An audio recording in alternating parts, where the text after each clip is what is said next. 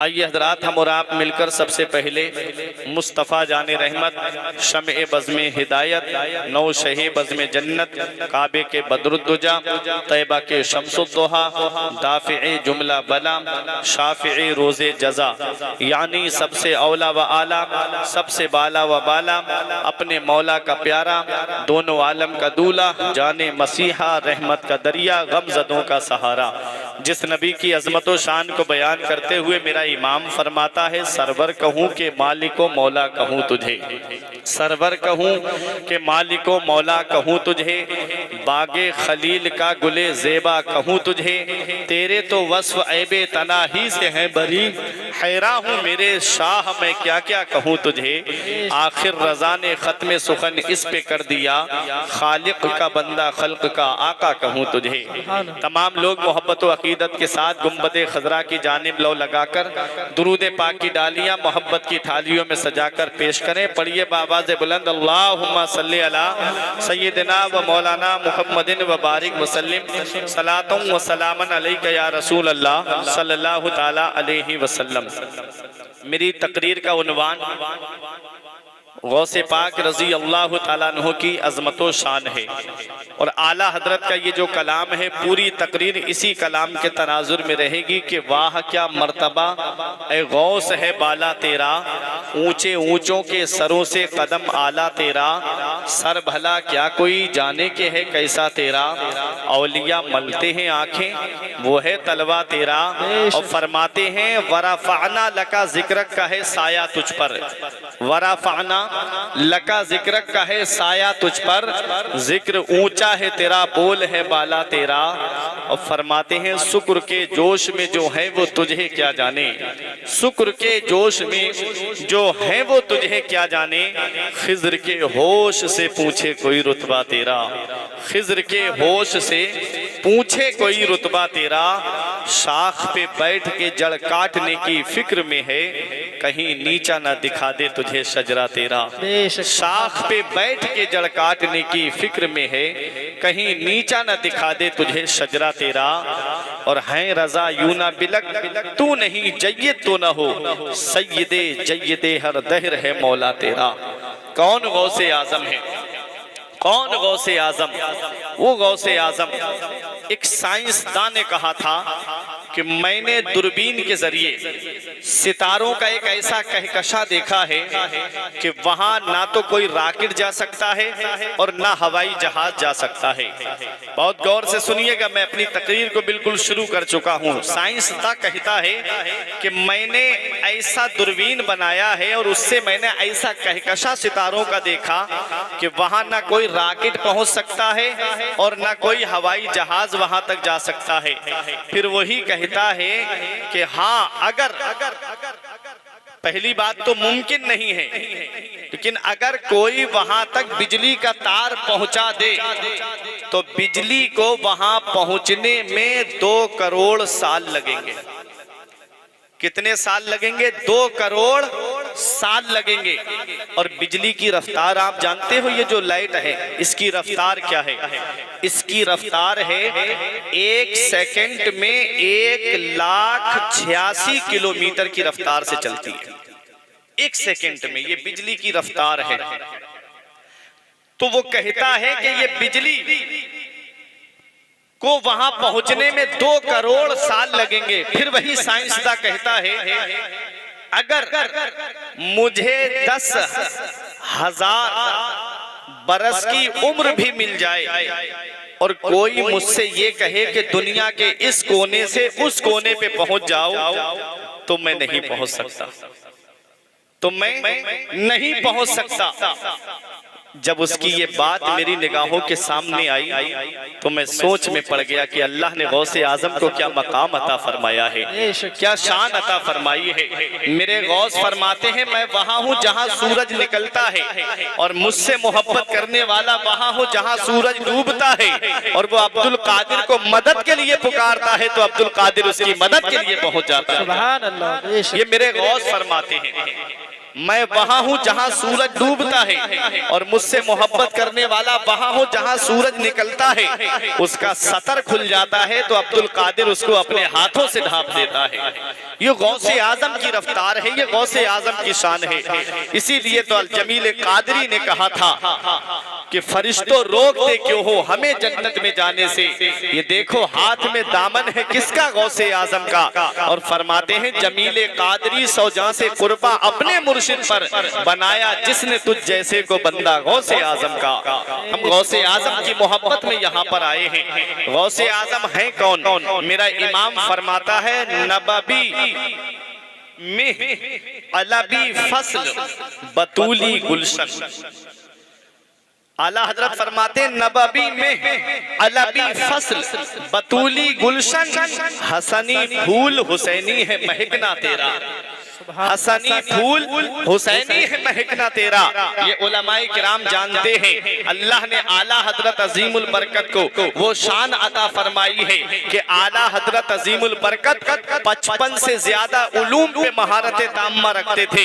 और आज जो रिसर्च की गई है, आज जो तहकीक की गई है, तो लोगों ने बताया है कि आला हजरत अजीमुल बरकत 100 से ज्यादा उलूम पे महारत ताम्मा रखते थे।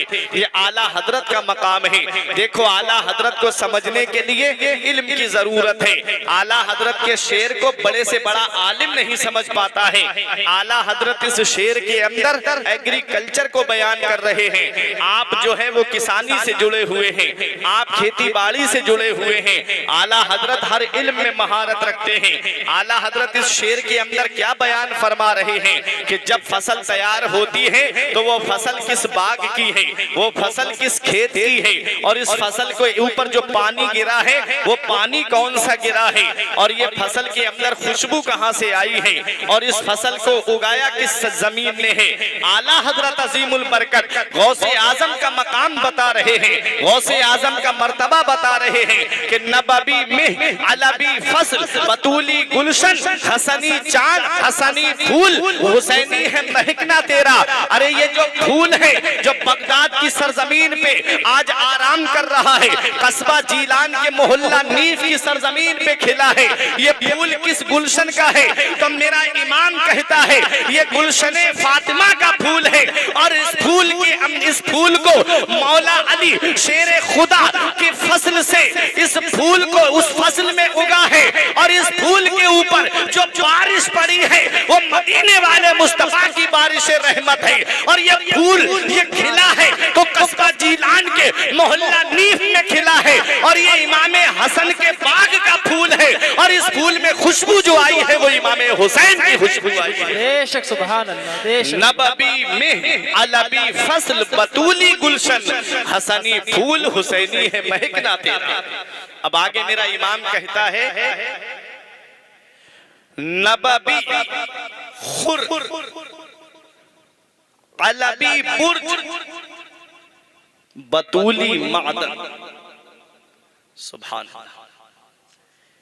इमाम के ये शेर आप देखें, नबवी खुर अलबी बुर्ज बतूली मादन, हसनी चांद हुसैनी है चमकना तेरा, हसनी चांद हुसैनी है चमकना तेरा। इस शेर के अंदर आला हजरत इल्मे नुजूम को बयान फरमा रहे हैं, और इल्मे नुजूम में आला हजरत को बड़ी महारत ताम्मा हासिल थी। इतनी महारत हासिल थी आला हजरत को, आज हम घड़ी मिलाते हैं तो आज हम एक दूसरे से टाइम पूछ के घड़ी मिलाते हैं। आला हजरत रात को सितारे और चांद को देख के अपनी घड़ी का टाइम मिला लिया करते थे। सुभान अल्लाह, सुभान अल्लाह। और दिन को सूरज देख करके अपनी घड़ी का टाइम मिला लिया करते थे। इतनी महारत हासिल थी आला हजरत को इल्मे नुजूम में। एक बार बदायूं की मस्जिद में आपने फजर की नमाज पढ़ाई तो लंबी किरत की वजह से ऐसा महसूस हुआ नमाजियों को कि सूरज निकल आया। मौलाना अब्दुल मुक्तदिर बदायूनी वो कहते हैं कि लोग सलाम फेरने के बाद पीछे की तरफ देखने लगे कि सूरज तो नहीं निकल आया। आला हजरत अजीमुल बरकत ने फरमाया अभी सूरज निकलने में इतने मिनट और इतने सेकंड बाकी। सुभान अल्लाह। ये इल्मे नुजूम है मेरे इमाम का। फरमाते हैं नबवी खुर अलबी बुर्ज बतूली मादन हसनी लाल हुसैनी है तजल्ला तेरा। क्या शान है मेरे इमाम की।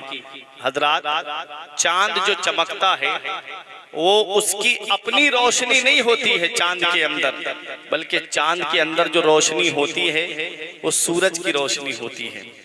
और सूरज की अपनी रोशनी है, उसकी किसी की ली हुई रोशनी नहीं है, उसकी खुद अपनी बजाते खुद रोशनी है। और जो सितारे चमकते हैं, इन सितारों को भी जो चमक मिली है ये सूरज का नूर है। और चांद जो है वो एक साफ शफाफ आईने की तरह है, तो उसके अंदर जो रोशनी है वो सूरज की रोशनी है। अब मेरा इमाम कहता है ये जो चांद बगदाद की सरजमीन पे लेटा हुआ है, इस चांद में रोशनी कहाँ से आई, इस चांद में चमक कहाँ से आई, ये चांद जो दुनिया में चमक रहा है ये किसके सदक़े में चमक रहा है। तो फरमाते हैं कि इस चांद के अंदर जो चमक है ये चमक मदीने शरीफ से आई है, मदीने वाले मुस्तफ़ा की चमक है। गौसे आज़म की शान देखें, मेरा इमाम बयान करता है। और ये चांद जो है ये मौला अली शेरे खुदा के गुलशन का चांद है। और इस चांद की मंजिल जो है वो बतूली मंजिल है, यानी हजरत फातिमा ज़हरा रजी अल्लाह ताला अन्हा की औलाद में से है ये चांद।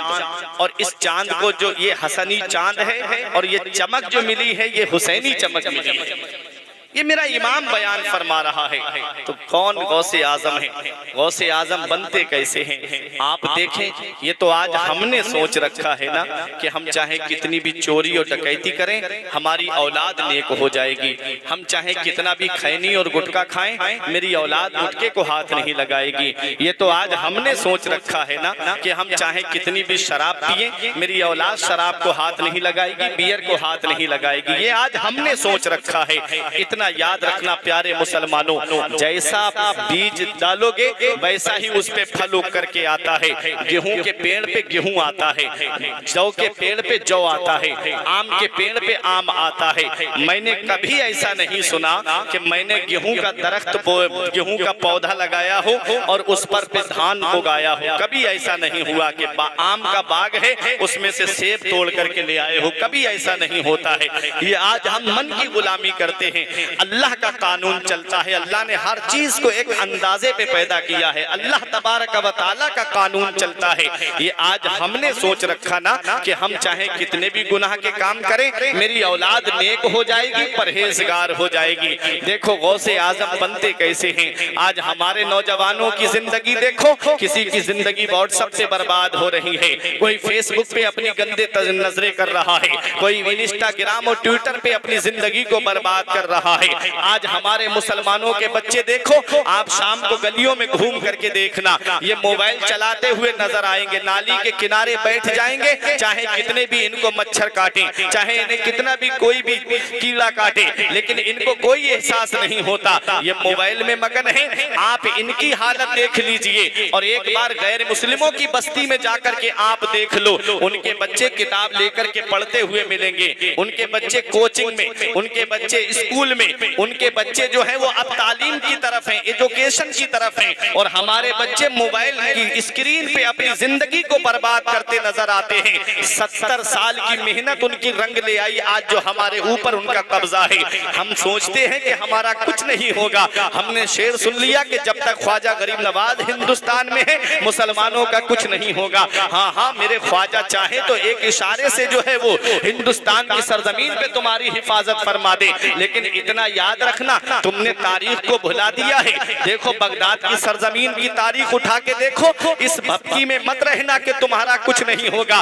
बगदाद की सरजमीन पे मेरे गौसे आजम आराम फरमा रहे हैं, लेकिन वहां की तारीख ये उलमा तुम्हें बताएंगे।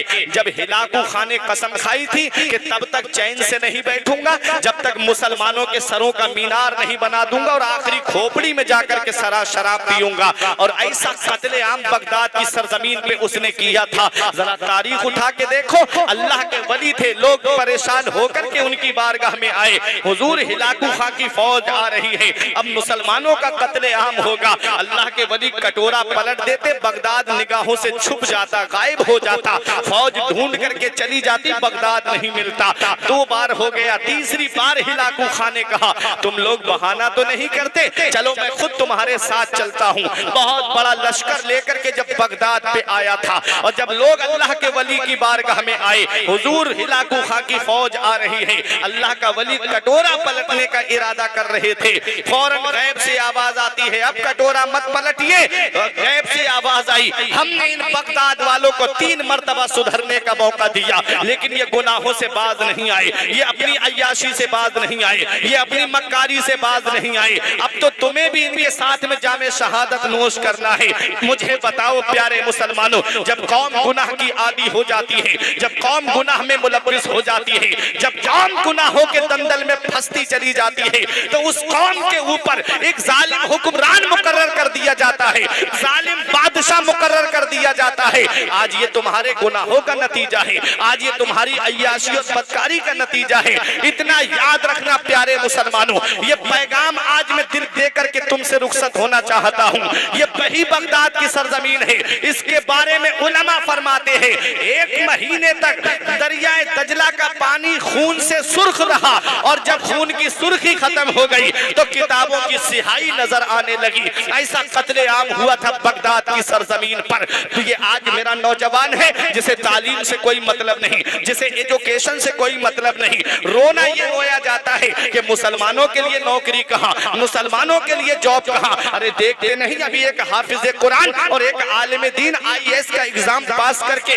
वो अपने आला मंजिल पे पहुंच गया। कौन कहता है जॉब नहीं? पढ़ो तो सही, तालीम हासिल करो तो सही। सिर्फ मोबाइल चलाने से जॉब मिल जाएगी, सिर्फ इंस्टाग्राम चलाने से जॉब मिल जाएगी, सिर्फ इधर उधर खबरें फॉरवर्ड करने से तुम्हें जॉब मिल जाएगी? नहीं प्यारे मुसलमानों, ये आज मेरी कौम का नौजवान है जिसकी जवानी को देखो तो चौराहों पे बर्बाद हो रही है, जिसकी जवानी को देखो तो अय्याशियों के अड्डे पे बर्बाद हो रही है, जिसकी जवानी को देखो तो दुकानों पे एक दूसरे के मजाक करके गुजारने में बर्बाद हो रही है। और एक वो नौजवान है जो रात को अल्लाह की इबादत करता है, दिन को भी अल्लाह की इबादत करता है, दिन को रोजा रखता है, रात में अल्लाह की इबादत करता है। ऐ नौजवानों को सीखो, वो नौजवान कौन है जो रात को दिन रोज अल्लाह की इबादत करे, दिन को रोजा रखे, और रोजे की हालत ही में जब भूख ने बेचैन कर दिया, जब भूख ने निढाल कर दिया, जब शाम का वक्त होता है, दरिया के किनारे पे बैठ गया नौजवान कि कोई मुबाह चीज मिल जाए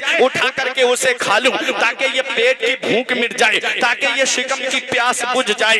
दरिया के किनारे बैठे हुए थे, एक सेब दरिया में बहता हुआ आया, उस सेब को उठाया और उठाने के बाद शाम का वक्त हो चुका था, मगरिब का वक्त हो चुका था, उस सेब का एक लुकमा खाया था। अंदर से तकवे ने झंझोल के कहा, परहेजगारी ने झंझोल के कहा, ए अबू सालेह ये तुमने क्या कर दिया? ये तुमने सेब खाया है, ये सेब किसी बाग का होगा और बाग का कोई मालिक होगा, तुमने बगैर मालिक की मर्जी के ये सेब कैसे खाया?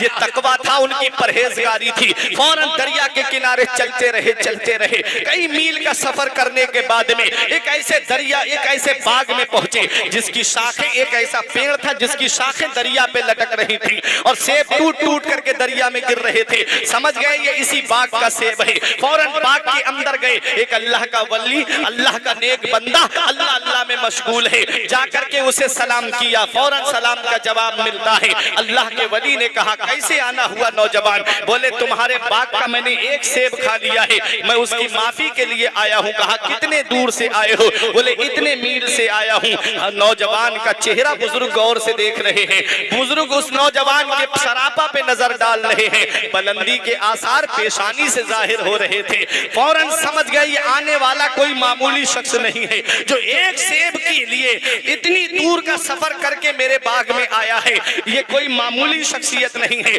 फौरन समझ गए कि इसको मुझे अपने पास रख लेना चाहिए। हजरात बोले माफ तो कर दूंगा लेकिन 2 शर्तें मेरी माननी पड़ेंगी। वाकई आप उलमाए किराम से सुनते हो, इसका पस मंजर मैं बयान करना चाहता हूँ।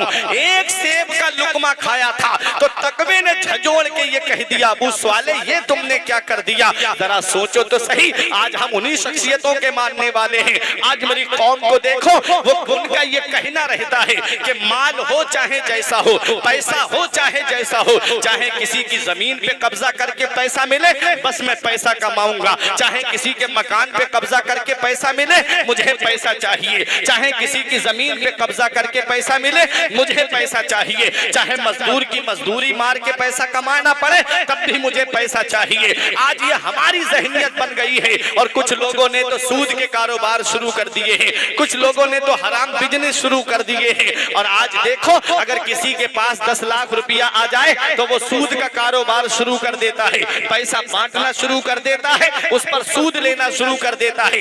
मदीने वाले मुस्तफा फरमाते हैं, सूद का एक ढेला खाना गोया अपनी माँ के साथ 36 बार जिना करने से बदतर है। ये सूद कितना बड़ा गुनाह है, सूद का पैसा कितना बड़ा गुनाह है। ऐ प्यारे मुसलमानों, अल्लाह कुरान में फरमाता है, अल्लाह ने बै को हलाल किया है, अहल्लल्लाहुल बैअ व हर्रमर रिबा, अल्लाह ने बै को हलाल किया है और सूद को हराम किया है। बताओ, हराम लुकमा जब औलाद के शिकम में जाएगा, कहां से उनका दिल दीनी कामों में लगेगा? जब हराम लुकमे से उनका जिस्म परवान चढ़ेगा, ऐसी औलाद क़यामत के दिन अपने बाप को पकड़ के रब की बारगाह में लाएगी और कहेगी, मेरे मौला, मेरा बाप मुझे भूखा रख देता, ये हमें गवारा था उससे जो इसने हमें हराम माल खिलाया है।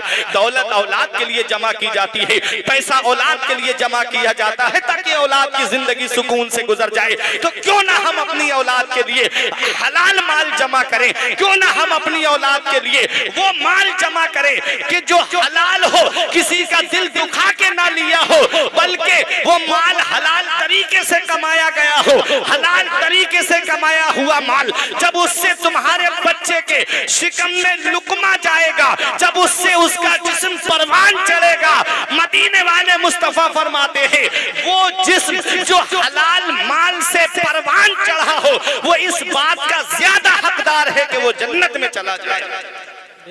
और वो माल, वो जिस्म जो हराम तरीके से परवान चढ़ा हो, वो इस बात का ज्यादा हकदार है कि वो जहन्नम में जलाया जाए। प्यारे मुसलमानों, ये आज हमारी ज़हनियत बन गई ना। हमारा ईमान है, पैसा देने वाली ज़ात अल्लाह की है, दौलत देने वाली ज़ात अल्लाह की है, सरमाया देने वाली ज़ात अल्लाह की है। सबूत तुम्हारे सामने है, आप देखते नहीं? 50,000 की तनख्वाह पाने वाला इंसान परेशान है और 5-6 हज़ार की तनख्वाह पे गुजर बसर करने वाला इमाम शाम को अपने इशा की नमाज सुकून से पढ़ा के लेटता है और सुबह को आराम से उठ करके फजर की नमाज पढ़ाता है। खुद भी चैन में है, घर वाले भी चैन में है। ये सुकून कहाँ से आया? हलाल तरीके से जो पैसा कमाया जाता है उस पैसे में सुकून है, और हराम तरीके से जो पैसा जमा किया जाता है उसमें सुकून नहीं है, बेचैनी रहती है। ऐसी ऐसी दौलत वाले हमने देखे हैं। हमारे यहाँ का तो हाल ये है कि फुटपाथ पे सो जाते हैं अखबार बिछाकर, फुटपाथ पे सो जाते हैं अखबार बिछाकर। मजदूर कभी नींद की गोली नहीं खाता, और उनका हाल ये है कि उनके पास दवाइयों का डिब्बा रखा हुआ है। जितनी ज्यादा दौलत है, ब्लड प्रेशर लो हो गया तो उसकी गोली दो, ब्लड प्रेशर तेज हो गया तो उसकी गोली दो, शुगर बढ़ रही है उसकी गोली दो, है ना, सर में दर्द हो रहा है तो उसकी गोली दो, शाम को बिस्तर पे सोने जा रहा है, नींद ही नहीं आ रही, नींद की गोली दो। तो ये क्यों होता है? जब पैसा हलाल तरीके से कमाया जाता है तो उसमें सुकून होता है। जब हराम तरीके से कमाया जाता है तो पैसे में सुकून नहीं होता है। अल्लाह ने कुरान में फरमाया, यमहकुल्लाहु रिबा, अल्लाह सूद को मिटा देगा, अल्लाह सूद को मिटा देगा। मतलब जो सूद का पैसा होगा अल्लाह उसे खत्म कर देगा।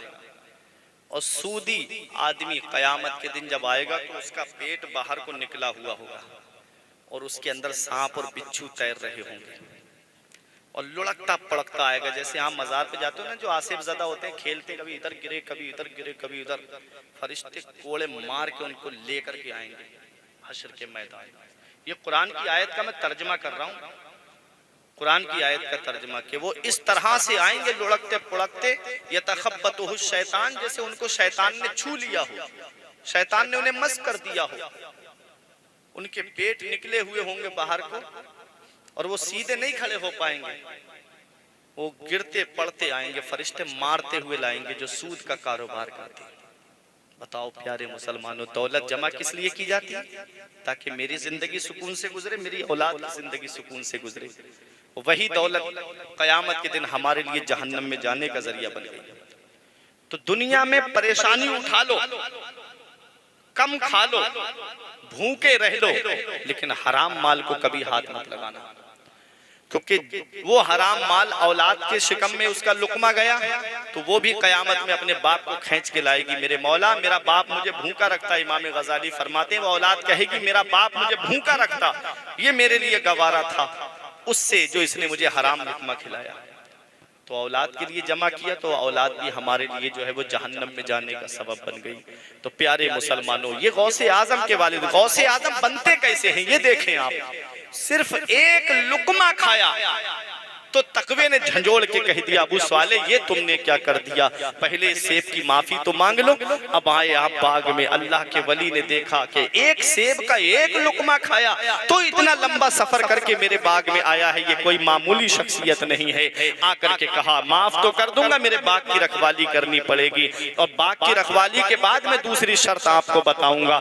ये गौसे आजम के वालिद हैं, बाग की रखवाली करते रहे, जो भी साल मुकर्रर हुए हों, रिवायतें मुख्तलिफ हैं। जब बाग की रखवाली की मुद्दत पूरी हुई तब कहा कि अब तो माफ कर दीजिए, अब मैंने आपके वक्त मुकर्ररा तक आपके बाग की रखवाली कर ली।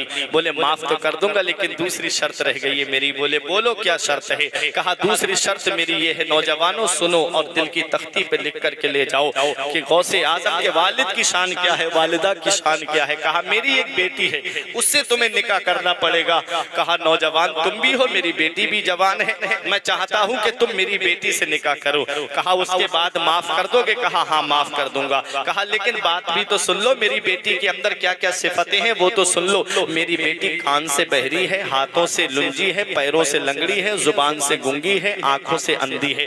तुम्हें जो है मेरी बेटी से निकाह करना पड़ेगा। अब मुझे बताओ, आज के नौजवान के सामने ऐसा मॉडल रख दिया जाए तो क्या वो शादी करने के लिए तैयार होगा? सिर्फ इतना पता चल जाए कि लड़की का रंग काला है तो वो शादी के लिए मना करने के लिए आमादा हो जाता है।